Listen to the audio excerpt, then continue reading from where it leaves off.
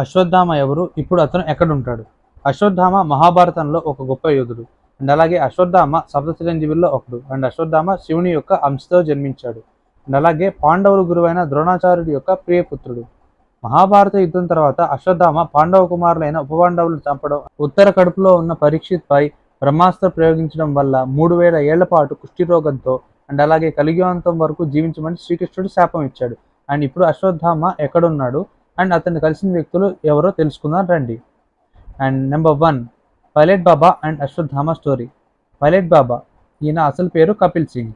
ఈయన గతంలో వింగ్ కమాండర్గా పనిచేశాడు. అండ్ అతను రాసిన పుస్తకం అయిన హిమాలయ కహారహై అనే పుస్తకంలో అశ్వత్థామను తను కలిశానని రాశాడు. అండ్ ఆయన హిమాలయాల్లో ఎంతోమంది యోగులను కూడా కలిశాడని ఆయన రాశాడు.